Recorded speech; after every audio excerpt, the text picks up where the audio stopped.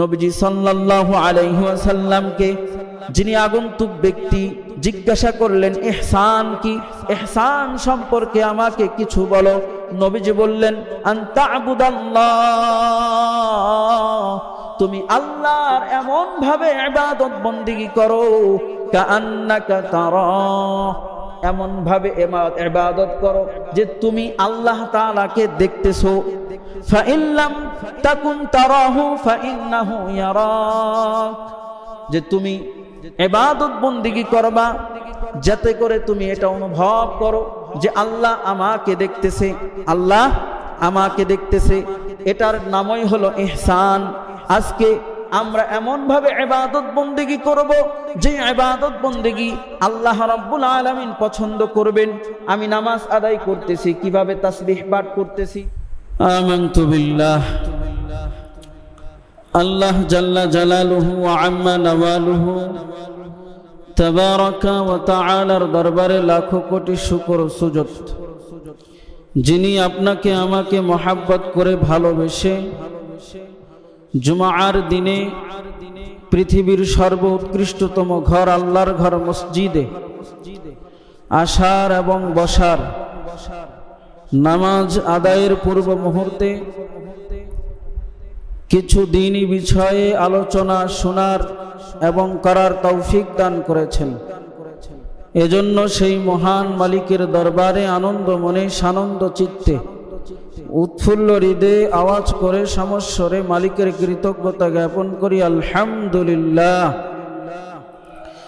সেই সাথে সাথে যার আগমনে আকাশ বাতাস মুখরিত, আমরা সর্বকালের সর্বশ্রেষ্ঠ নবীজির উম্মত হিসেবে হয়েছি ধন্য।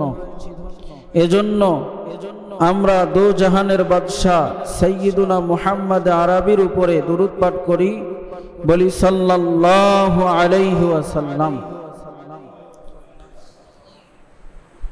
আল্লাহ রাব্বুল আলামিন আমাদেরকে বড় একটি নিয়ামত দান করেছেন, যে নিয়ামতটি হলো আল্লাহ আপনাকে আমাকে ঈমানদারের ঘরে জন্মগ্রহণ করিয়ে ঈমানদার বানিয়েছেন। আল্লাহ আমাদেরকে ঈমানদার হিসেবে নির্বাচিত করেছেন। আমাদের জানার বিষয় হলো ঈমান কি, ইসলাম কি। ঈমান অর্থ বিশ্বাস স্থাপন করা, ঈমান অর্থ বিশ্বাস স্থাপন করা, আস্থা তৈরি করা, স্বীকৃতি দেওয়া।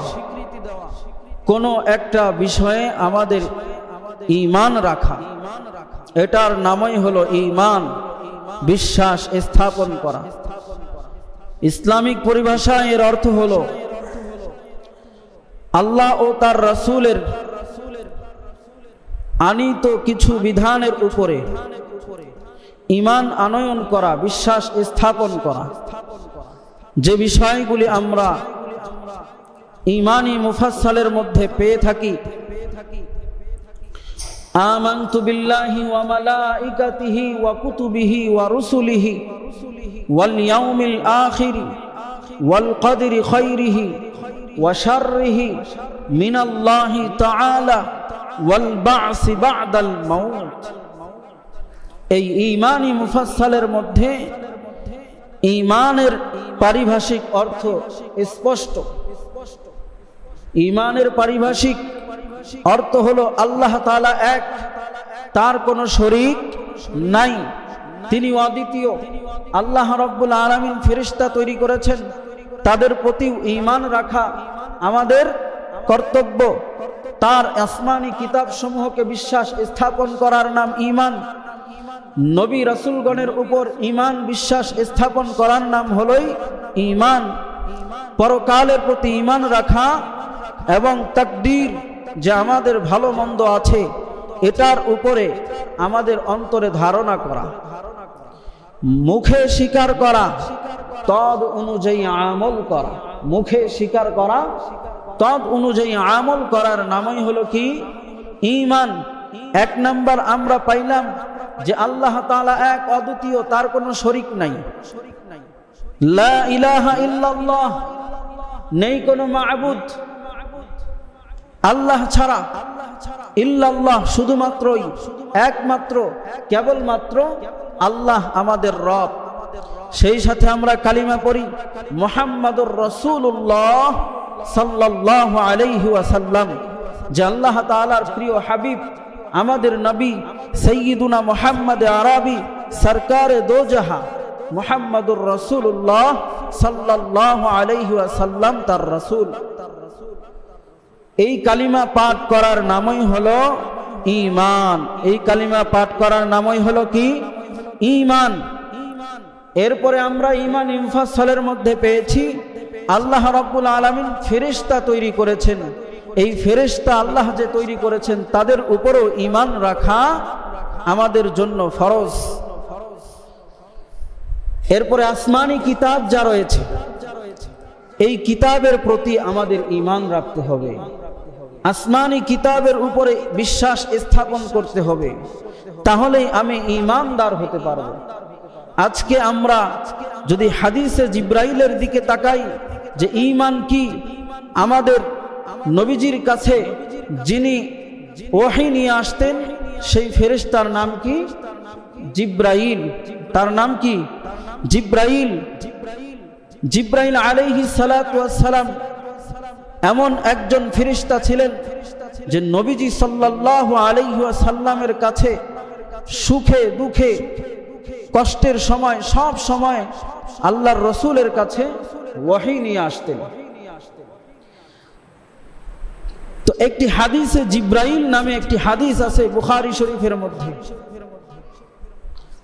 عن عمر بن الخطاب رضي الله عنه قال بين نحن عند رسول الله صلى الله عليه وسلم ذات يوم إذ طلع علينا رجل شديد ببياض الثياب شديد سواد الشعر। যে ওমর ইবনুল খাত্তাব রাদিয়াল্লাহু তাআলা আনহু থেকে বর্ণিত, তিনি বলেন যে আমরা রাসূলুল্লাহ সাল্লাল্লাহু আলাইহি ওয়াসাল্লামের নিকট উপস্থিত ছিলাম। রাসূলুল্লাহ সাল্লাল্লাহু আলাইহি ওয়াসাল্লামের নিকট আমরা উপস্থিত ছিলাম। তিনি বলেন যাতা ইয়াউমিন ইয তালা আলাইনা রাজুলুন শাদীদুন। ওমর ইবনুল খাত্তাব রাদিয়াল্লাহু তাআলা আনহু তিনি বলতেছেন, এমন সময় ইয তালা আলাইনা রাজুলুন শাদীদুন বিবায়াদিস সিয়াবি শাদীদু সিওয়াদিশ শা'রি। এমন একজন লোক আমাদের নিকট আত্মপ্রকাশ করলো। বায়াদুস সিয়াবি শাদীদু সাওয়াদিশ শা'রি, ধবধবে সাদা পোশাক পরিহিত এমন একজন ব্যক্তি যার চুলগুলো ছিল কুচকুচে কালো। লা ইউরা আলাইহি আসারুস সাফারি। ওমর ইবনুল খাত্তাব বলেন, আগন্তুক ব্যক্তি যখন আল্লাহর রাসূলের কাছে উপস্থিত হলেন, তার সফর করার চিহ্ন প্রকাশ পায়নি। এমন ভাবে একজন আগন্তুক হঠাৎ করে আত্মপ্রকাশ করলো, যার চুলগুলো ছিল কুচকুচে কালো, তার মধ্যে সফরের কোনো আলামত নাই। এই কারণে এই কথা বললেন, কেউ যদি কোথাও সফরে যায় রাস্তাঘাটের ধুলাবালি তার গায়ে লাগতে পারে। কাপড়টা এত সুন্দর, ধবধবে সুন্দর, পথের যখন ধুলি লাগবে তখন কাপড়টা অন্য কালার হয়ে যাবে। কিন্তু রাসূলুল্লাহ সাল্লাল্লাহু আলাইহি ওয়াসাল্লামের সামনে যে একজন ধবধবে সাদা পোশাক পরিহিত একজন ব্যক্তি, যার চুলগুলো ছিল কুচকুচে কালো, কিন্তু তার শরীরের মধ্যে সফরের কোনো চিহ্ন আলামত প্রকাশ নাই, তিনাকে কেউ চিনতে পারছেন না তিনি কে। তিনি সেখানে উপস্থিত হয়ে আল্লাহর নবী সাইয়্যিদুনা মুহাম্মদ আরবি মুহাম্মাদুর রাসূলুল্লাহ সাল্লাল্লাহু আলাইহি ওয়াসাল্লামের কাছাকাছি এসে বসে গেলেন। ওয়াদাআ কাফাইহি, যে নবীজি সাল্লাল্লাহু আলাইহি ওয়াসাল্লামের হাঁটুর সাথে তার হাঁটু লাগায়া বসে গেলেন। এরপরে তিনি নবীজি সাল্লাল্লাহু আলাইহি ওয়াসাল্লামকে জিজ্ঞাসা করলেন, ইয়া মুহাম্মদ আখবিরনি আনিল ইসলাম, হে মুহাম্মদ তুমি আমাকে ইসলাম সম্পর্কে কিছু বলো। নবীজি সাল্লাল্লাহু আলাইহি ওয়াসাল্লামকে যখন আগন্তুক ব্যক্তি ভাবে প্রশ্ন করলেন, হে মুহাম্মদ তুমি ইসলাম সম্পর্কে কিছু বলো, নবীজি সাল্লাল্লাহু আলাইহি ওয়াসাল্লাম বললেন, আল ইসলামু আন তাশহাদা আল্লা ইলাহা ইল্লাল্লাহ ওয়া আন্না মুহাম্মাদার রাসূলুল্লাহ ওয়া তুকিমাস সালাতা ওয়া তু'তিয়াজ যাকাতা ওয়া তাসুমা রমাদান ওয়া তাহাজ্জুল বাইতা ইন ইসতাতা'a ইলাইহি সাবিলা। নবীজি সাল্লাল্লাহু আলাইহি ওয়াসাল্লাম আগন্তুক ব্যক্তিকে বললেন যে ইসলাম হলো আন তাশহাদা আল্লা ইলাহা ইল্লাল্লাহ, তুমি সাক্ষ্য দাও যে আল্লাহ ছাড়া আর কোনো ইলাহ নাই, ওয়া আন্না মুহাম্মাদার রাসূলুল্লাহ, এবং মুহাম্মদ সাল্লাল্লাহু আলাইহি ওয়াসাল্লাম আল্লাহ তাআলার রাসূল, ওয়া তুকিমাস সালাতা, এবং তুমি নামাজ কায়েম করো, ওয়া তু'তিয়াজ যাকাতা, যাকাত আদায় করো, ওয়া তাসুমা রমাদানা, রমজান মাসে রোজা রাখো, ওয়া তাহাজ্জুল বাইতা ইন ইসতাতা'তা ইলাইহি সাবিলা, যখন তোমার সামর্থ্য হবে হজের মৌসুম আসবে সে সময় তুমি হজ করো, এটার নামই হলো কি ইসলাম। এরপরে আগন্তুক ব্যক্তি বলেন, ক্বালা সাদ্দাকতা, আগন্তুক ব্যক্তি নবীজি সাল্লাল্লাহু আলাইহি ওয়াসাল্লামকে লক্ষ্য করে বলে, আপনি সত্য বলেছেন। ওমর রাদিয়াল্লাহু তাআলা আনহু বলেন, ফাআজিবনা লাহু ইয়াসআলুহু ওয়া ইয়াসাদ্দাকুহু, আমরা আশ্চর্যান্বিত হয়ে গেলাম যে আগন্তুক ব্যক্তি নিজেই নবীজিকে প্রশ্ন করলেন, নবীজি উত্তর দিলেন, আবার তিনি বলতেছে যে হ্যাঁ সত্য কথা, আপনি সঠিক বলেছেন। তারা আশ্চর্যান্বিত হয়ে গেল। এমত অবস্থায় যে আগন্তুক ব্যক্তি এসেছে আবার নবীজি সাল্লাল্লাহু আলাইহি ওয়াসাল্লামকে প্রশ্ন করলেন, ফাআখবিরনি আনিল ঈমান, হে মুহাম্মদ তুমি আমাকে ঈমান সম্পর্কে কিছু বলো, কিছু সংবাদ দাও। নবীজি সাল্লাল্লাহু আলাইহি ওয়াসাল্লাম বলেন, আন তুমিনা বিল্লাহি ওয়া মালাইকাতিহি ওয়া কুতুবিহি ওয়া রুসুলিহি ওয়াল ইয়াউমিল আখিরি ওয়া তুমিনা বিল কদরি খাইরিহি মিন শাররিহি।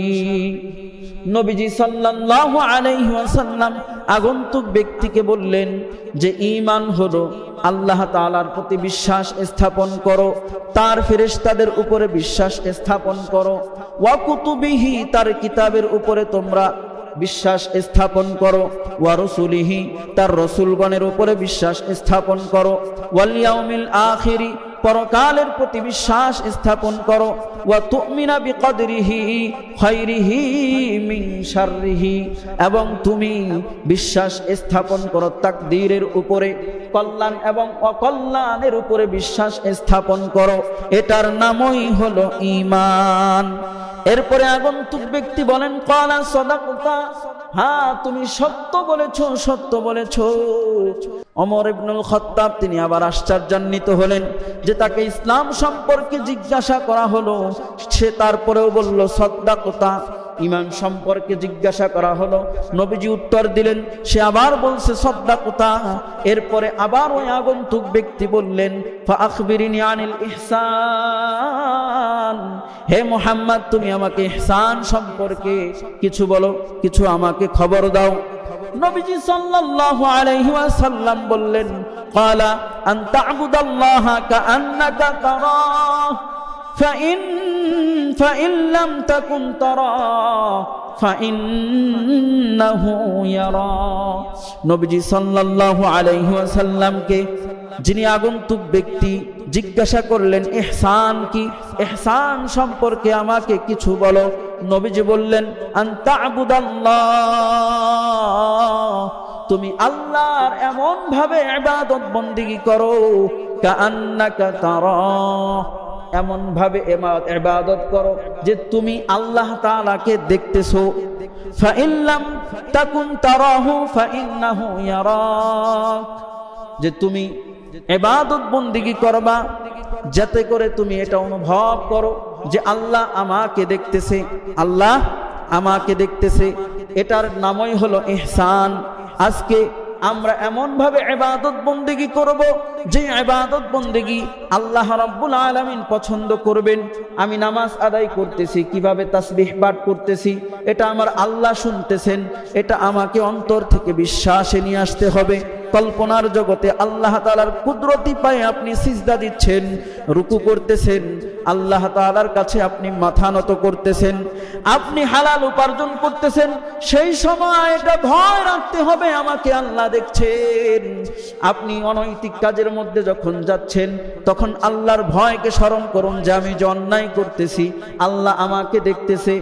যখন আপনি কোনো ঘুষের লেনদেনের মধ্যে যাচ্ছেন তখন আপনি উপলব্ধি করুন এটা দুনিয়ার কেউ দেখুক বা না দেখুক কিন্তু আপনার আমার মালিক তিনি দেখতেছেন।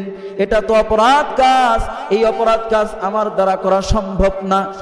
এভাবে কল্পনার জগতে আমাদেরকে আল্লাহ তাআলাকে এভাবে আমাদেরকে ইহসাস করতে হবে যে আল্লাহ আমাকে দেখতেছেন, আমি আল্লাহ তাআলাকে দেখতেছি। এভাবে আপনি ইবাদত বন্দেগী করবেন, এটার নামই হলো ইহসান। এবার আপনাদের কাছে আমি যে কথা বলতে চাই যে আল্লাহ রাব্বুল আলামিন আমাদেরকে যে কথাগুলির উপরে বিশ্বাস স্থাপন করতে বলেছে, এক নাম্বার আল্লাহ তাআলা যিনি অদ্বিতীয়, তার কোনো শরীক নাই, লা শারীকা লাহু, তার প্রতি ঈমান আনতে হবে, তার ফেরেশতাদের প্রতি ঈমান আনতে হবে, তার কিতাবের প্রতি ঈমান আনতে হবে, তার রাসূলের প্রতি ঈমান আনতে হবে, পরকালের প্রতি ঈমান আনতে হবে, ভালো মন্দ তাকদীরের উপরে আমাদের ঈমান আনতে হবে। মৃত্যুর পরবর্তী আমাদেরকে একটা জিন্দেগি আল্লাহ দান করবেন, মৃত্যু যে আছে আমাদের এটার প্রতিও ঈমান আনতে হবে। যদি একটার প্রতি কমতি হয় তাহলে আমি ঈমানদার হতে পারবো না। যে আল্লাহর উপরে আমার বিশ্বাস আছে, রাসূলের প্রতি আমাদের বিশ্বাস আছে, ফেরেশতাদের প্রতি আমাদের বিশ্বাস আছে, আমরা যে ধর্ম অবলম্বন করি ইসলাম, এই ইসলাম শব্দের অর্থ হলো আত্মসমর্পণ করা। আত্মসমর্পণ করা, যে তার ফেরেশতাগণকে বিশ্বাস করতে হবে, তার রাসূলগণকে বিশ্বাস করতে হবে, তার কিতাব সমূহের উপরে বিশ্বাস স্থাপন করতে হবে, পরকালীন জিন্দেগির উপরে আমাদেরকে বিশ্বাস স্থাপন করতে হবে, ভালো মন্দ তাকদীরের উপরে আমাদের বিশ্বাস স্থাপন করতে হবে, মৃত্যুকে বিশ্বাস স্থাপন করতে হবে। এই যে কতগুলি আমরা বিষয় পেয়েছি, এই বিষয়ের উপরে ঈমান যে আনয়ন করেছি, এই আনয়ন করার পরে বিশ্বাস যে স্থাপন করব, করার পরে এগুলো যখন আমি আমার দিল থেকে গ্রহণ করব, এটার নামই হলো ইসলাম। ইসলাম অর্থই হলো আত্মসমর্পণ করা। ইসলাম অর্থ কি? আত্মসমর্পণ করা। ইসলাম অর্থ আমরা ইতিপূর্বে জানি যে শান্তি। ইসলাম মানে কি? শান্তি। হ্যাঁ, এটাও অর্থ ইসলাম মানে শান্তি। ইসলাম যখন তার বিধিবিধান মানা হবে, ওই বিধিবিধান মতো চললেই আমরা দুনিয়াতে শান্তি মতো চলতে পারবো। যদি সেই অনুযায়ী চলা না হয় তাহলে আমার অশান্তি ভরা থাকবে। আমি যে কথা বলতে চাচ্ছি যে আমরা যে কথার উপরে ঈমান এনে ঈমান গ্রহণ করেছি, আত্মসমর্পণ করেছি, যে আল্লাহ তাআলাকে যখন গালি দিবে আমি মুসলমান হিসেবে প্রতিবাদ করতে হবে, যখন ফেরেশতাদেরকে নিয়ে কটাক্ষ করবে তখন আমাকে প্রতিবাদ করতে হবে, যখন রাসূলদেরকে নিয়ে কটাক্ষ করবে গালি দিবে তখন আপনাকে আমাকে ঈমানি দায়িত্ব নিয়ে এটার প্রতিবাদ করতে হবে। যখন আল্লাহ তাআলার ঐশী মহাগ্রন্থ আল কোরআনকে নিয়ে কেউ যখন কটূক্তি করবে, কোরআন নিয়ে খেলা করবে, কোরআনকে নিয়ে অবমাননা করবে, লাথি মারবে, মুসলমানরা চুপ থাকবে না, এটার প্রতিবাদ করে তাদেরকে প্রতিহত করবে। ঠিক কি না জোরে বলেন? এটাই হলো ঈমানি দায়িত্ব। ঈমানি দায়িত্ব আজকে আমরা দেখেছি বিভিন্ন সময়ে, আমরা তো বলেছি আমানান নাস কামা আমানান নাস, যে আয়াতে কারিমা তেলাওয়াত করেছি আল্লাহ রাব্বুল আলামিন সূরা বাকারার 13 নম্বর আয়াতের মধ্যে বলেন আমিনু কামা আমানান নাস, যে তোমরা ঈমান আনো যেমনি ভাবে সাহাবায়ে কেরামরা ঈমান আনয়ন করেছে। সাহাবায়ে কেরামরা ঈমান আনয়ন করেছে, যে সাহাবায়ে কেরাম যেভাবে ঈমান এনেছে তাদের অনুকরণ করতে হবে। কারণ আল্লাহ তাআলা তাদের ঈমানের পরীক্ষা নিয়েছেন। তাদের ঈমানের কি নিয়েছেন? পরীক্ষা নিয়েছেন। তারা সেই পরীক্ষায় কৃতকার্য হয়েছে। আল্লাহ তাআলা এই ঈমানের স্বীকৃতি দিয়ে তিনি নিজেই তাদের পুরস্কার ঘোষণা করেছেন। সূরা হুজরাতের পবিত্র মহাগ্রন্থ আল কোরআন 49 নম্বর সূরা 3 নম্বর আয়াতে আল্লাহ রাব্বুল আলামিন বলেন উলাইকাল্লাযীনা ইমতাহানাল্লাহ কুলুবুহুম লিত্তাকওয়া লাহুম মাগফিরাতু ওয়া আজরুন আযীম। আল্লাহ রাব্বুল আলামিন এই আয়াতের মধ্যে বলেন উলাইকাল্লাযীনা ইমতাহানাল্লাহ কুলুবাহুম, আল্লাহ তাদের অন্তরকে তাকওয়ার জন্য পরীক্ষা করে নিয়েছেন। লাহুম মাগফিরাতু ওয়া আজরুন আযীম, এরপরে আল্লাহ তাআলা জানিয়ে দিচ্ছেন তাদের জন্য রয়েছে ক্ষমা ও মহা পুরস্কার। ক্ষমা ও তাদের জন্য রয়েছে মহা পুরস্কার, যে আল্লাহ তাআলা তাদের জন্য পুরস্কার রেখেছেন কি? পরকালীন জিন্দেগিতে বিনা হিসেবে জান্নাত। এই জান্নাত আমাদের অর্জন করতে হলে আল্লাহ তাআলাকে মনে প্রাণে আমাদেরকে বিশ্বাস করতে হবে, ভয় থাকতে হবে, তাকওয়া অর্জন করতে হবে। এজন্য আমাদেরকে এই ঈমানি পরীক্ষায় উত্তীর্ণ হতে হবে, কৃতকার্য করতে হবে। কারণ ফেরেশতারা যেভাবে ঈমান এনেছে সেভাবে আমাদের ঈমানের বহিঃপ্রকাশ করতে হবে। আপনারা জানেন যে আমরা যেই কিতাবের প্রতি ঈমান এনেছি, মহাগ্রন্থ আল কোরআন ঐশী আল্লাহ তাআলার বিধান, কোরআনকে নিয়ে কিছুদিন পূর্বে নর্থ সাউথ বিশ্ববিদ্যালয়ে একজন কুলাঙ্গার আমাদের এই ধর্মীয় গ্রন্থকে পৃষ্ঠা উল্টিয়েছে আর তার পা দিয়ে সে গুড়ি দিয়েছে। এমনকি আল্লাহ তাআলার সেই মহাগ্রন্থ, আমাদের এই মহাগ্রন্থকে সে লাথি মেরে মেরে ওয়ালের সাথে সে ঠেকিয়েছে। নাউজুবিল্লাহ পড়বেন না? যে একজন হিন্দু হয়ে আমাদের মহাগ্রন্থকে যেভাবে অবমাননা করেছে, এর প্রতিবাদ বিভিন্ন জায়গায় হচ্ছে। আমরা এখান থেকেই এই মিডিয়ার মাধ্যমে জানিয়ে দিতে চাই যে আমরা এই মুসলমানদের মধ্যে, মুসলমানের বাংলাদেশে 17 কোটি মুসলমানের বাংলাদেশে যদি কোনো কুলাঙ্গার হিন্দুত্ববাদীর কোনো ব্যক্তি আমাদের ইসলামকে নিয়ে কটাক্ষ করে, আমাদের ধর্মীয় গ্রন্থকে নিয়ে কটাক্ষ করে, তাহলে এর প্রতিবাদ এবং বাংলাদেশ ভয়াবহ পরিস্থিতি তৈরি হয়ে যায়। কারণ ধর্মীয় অনুভূতিতে আঘাত আমরা তাদের ধর্মীয়তে আনি নাই। তারা গির্জা পূজা পালন করেছে, আমরা বাধা দেই নাই। তাদের ধর্মীয় উৎসবের মধ্যে কোনো প্রকার বাধা দেইনি। কারণ আল্লাহ তাআলা সূরা কাফিরুনের শেষ নম্বর আয়াতে বলেছেন লাকুম দীনুকুম ওয়ালিয়া দিন, তোমাদের ধর্ম তোমাদের কাছে, তাদের ধর্ম তাদের কাছে। এই কারণেই আমরা আয়াতের দিকে লক্ষ্য করে তাদের ধর্ম উৎসব পালন করবে আমরা কোনো বাধা দেই নাই।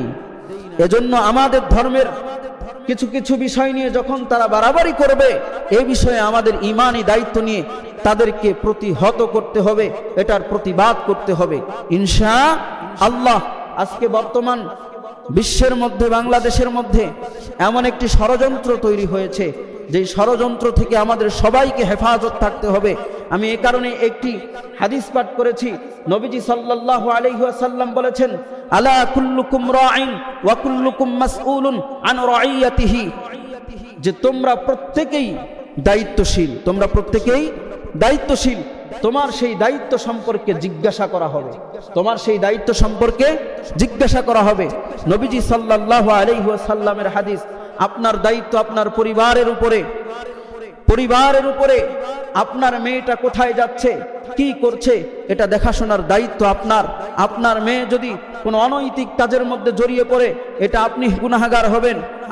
আপনার মেয়ে, আপনার সন্তান যদি কোনো অনৈতিক কর্মকাণ্ডের মধ্যে লিপ্ত থাকে, সে যদি গুনাহের মধ্যে লিপ্ত থাকে, এটার দায়ভার আপনি হবেন। কারণ এই দায়িত্বশীল আল্লাহ আপনাকে আমাকে বানিয়ে দিয়েছে। যেমন এই মিম্বার, এটা নবীজি সাল্লাল্লাহু আলাইহি ওয়াসাল্লামের দেওয়া আমানত। এই আমানতকৃত মিম্বার থেকে সঠিক কথা, হক কথাগুলো আপনাদেরকে জানানোর দায়িত্ব আমাদের কাছে নবীজি সাল্লাল্লাহু আলাইহি ওয়াসাল্লাম অর্পণ করেছেন। এটার খেয়ানত করা যাবে না। আজকে ইসকন নামে একটি সংগঠন আছে, বাংলা এডিশন একটি নিউজ থেকে আমরা পেয়েছি যে আজকে ইসকন এই এমনভাবে ষড়যন্ত্র করছে যে মুসলমানদের ঈমান হরণ করছে, মুসলমানদের ঈমান হরণ করছে। মুসলিম মেয়েদেরকে তারা এমনভাবে প্ররোচনায় ফেলে ঈমান ধ্বংস করছে, যা বলা বাহুল্য। যে আমরা আজকে সোশ্যাল মিডিয়ার মাধ্যমে পেয়েছি যে ঢাকা গাজীপুর হিন্দু ধর্ম, সে এটা গোপন রেখে একজন মেয়েকে প্রেমের প্রস্তাবনা দিয়ে সে তাকে ধর্ষণ করেছে এবং তার গর্ভের মধ্যে বাচ্চাও এনে দিয়েছে। এটা গাজীপুর পুবাইল থানা, তাকে গ্রেফতারও করা হয়েছিল। মাদারীপুরে রূপম বৌদ্ধ নামে একজন ইসকন সন্ত্রাসী 15 থেকে 20 জন মুসলিম মেয়েদেরকে টার্গেট করে তাদেরকে ধর্ষণ করেছে। সে যে মুসলিম, কিভাবে তারা প্ররোচনায় ফেলে, এটার বাস্তব প্রমাণ শুনুন। টাঙ্গাইলে একজন মেয়ের নাম হলো মমেনা। নাম কি? মমেনা। এবং যে ছেলে ছিল, সেই ছেলে এমন ভাবে তাকে প্রেমের ফাঁদে ফেলেছে যে আমি ইসলাম ধর্ম গ্রহণ করব, আমার ইসলাম ধর্ম খুবই পছন্দ। ইসলাম ধর্মের কথা বলে তাকে প্রেমের ফাঁদে ফেলেছে।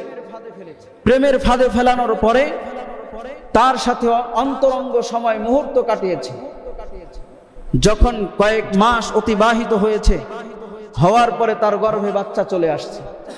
বাচ্চা চলে আসার পরে সেই হিন্দু সেখান থেকে পালিয়ে গেছে, তার আর কোনো খোঁজ খবর নাই। এখানে একটি বিষয় লক্ষ্য করুন, যেই ইসকন সন্ত্রাসী মুসলমান এই বোনটাকে টার্গেট করে ইসলাম ধর্ম গ্রহণ করলো, তার সাথে সংসার করলো, তার গর্ভে যখন বাচ্চা আসলো, আসার পরে তাকে রেখে চলে গেল।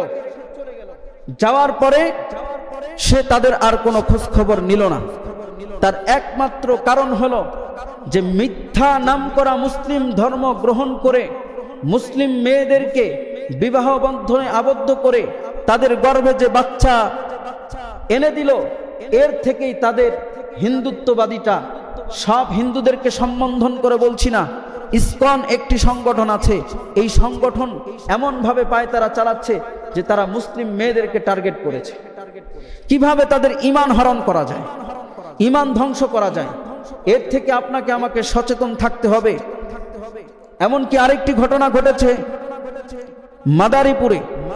মাদারীপুরে, যে কথা বলতেছিলাম, রূপম বৌদ্ধ, সে এমন ভাবে প্রকাশ করেছে তাদের কাছে, সে নিজে খাতনা করেছে যাতে করে বুঝতে না পারে সে হিন্দু ইসকনের সদস্য, বুঝতে যেন না পারে সেই জন্য সে খাতনা করেছে। আমরা মুসলমানেরা যেভাবে খাতনা করি সেভাবে খাতনা করেছে, এটা যেন কেউ বুঝতে না পারে, এজন্য সেইভাবে খাতনা করা অবস্থায় একজন মেয়েকে সেভাবে ধর্ষণ করেছে। শুধু তাই নয়, যখন তাকে গ্রেফতার করা হয়েছে, তার মোবাইল থেকে 15 থেকে 20 জন মুসলিম নারীর অন্তরঙ্গ কিছু পর্নোগ্রাফি এগুলো পেয়েছে।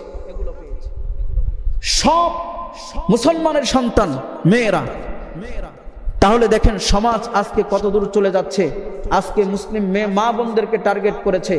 আপনার সন্তানকে আপনি স্কুলে পাঠাচ্ছেন, আপনার দায়িত্ব, আপনার মেয়ে কোচিংয়ে যাচ্ছে, আপনার দায়িত্ব প্রাইভেটে যাচ্ছে, আপনার দায়িত্ব স্কুল কলেজে যাচ্ছে, আপনার দায়িত্ব আপনার মেয়ে কার সাথে বন্ধুত্ব তৈরি করলো, হিন্দু মেয়ের সাথে নাকি হিন্দু ছেলের সাথে না মুসলিম ছেলের সাথে, এটা আপনার দায়িত্ব। কেন? আল্লাহর রাসূল বলেছেন, আলা কুল্লুকুম রাঈন ওয়া কুল্লুকুম মাসউলুন আন রাইয়াতিহি, প্রত্যেক দায়িত্বশীলদেরকে জিজ্ঞাসা করা হবে তাদের দায়িত্ব সম্পর্কে।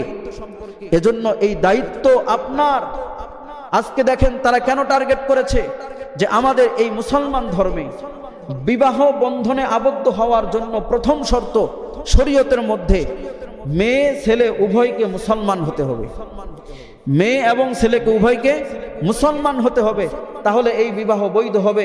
যদি ছেলে হিন্দু হয়, মুশরিক হয়, কাফের হয়, মুশরিক হয়, ইহুদি হয়, মেয়ে যদি মুসলিম হয়, তাহলে এই বিবাহ বন্ধন আবদ্ধ করা হারাম, জায়েজ নাই। বিবাহ বন্ধনে আবদ্ধ করা হারাম। তাহলে তাদের টার্গেট হলো, কারণ এই মেয়েটাকে নষ্ট করতে পারলেই ইসলাম ধর্মের মধ্যে অনেক যুবক আছে ওই মেয়েকে বিবাহ করবে না, কারণ সে কলঙ্কের দাগ নিয়ে থাকবে যে একজন মুসলিম মেয়েকে একজন হিন্দু যুবক তার সাথে সংসার করেছে বা তাকে ধর্ষণ করেছে। এই কারণে তাদের একটা সুন্দর পায়তারা চলছে। এর থেকে আমাদেরকে, আপনাকে আমাকে সতর্ক থাকতে হবে। আপনার মেয়ে কোথায় যাচ্ছে না যাচ্ছে এটাকে আপনাকেই দৃষ্টি রাখতে হবে, দৃষ্টি রাখতে হবে। কারণ আপনারা দেখবেন বর্তমান তো সোশ্যাল মিডিয়ার যুগ, এবং চোখের সামনে দৃশ্যমান একটা হিন্দু মেয়েকে সহজে কৌশলে কেউ আয়ত্তে নিয়ে আসতে পারে না। কিন্তু আপনার আমার মুসলমান ধর্মের মা বোনদেরকে এমন কিছু প্রলোভন দেখায় যে আমি ইসলাম ধর্ম গ্রহণ করব, ইসলাম ধর্ম পছন্দ করি, এই ধর্মের অনুসারী হতে চাই, এজন্য তোমাকে পাওয়ার জন্য আমি সব কিছু করব। এভাবে তাকে প্ররোচনায় ফেলে যখন তাকে আয়ত্ত করে নেয়, তাকে সর্বনাশা করে এরপরে যুবক চলে যায়। হেফাজত থাকতে হবে। আজকের আলোচনায় যা কিছু শুনলাম বুঝলাম, আমাদেরকে আল্লাহ রাব্বুল আলামিন আমালিয়াতগুলো আমল করার এবং বর্জনীয়গুলো বর্জন করার তৌফিক দান করেন, বলেন আমিন। ওয়া আখিরি দাওয়ানা আনিল হামদুলিল্লাহি রাব্বিল আলামিন। যে ভাইরা ক্বাবলাল জুমা 4 রাকাত সুন্নতে মুআক্কাদা পড়ি নাই, পড়ে নি।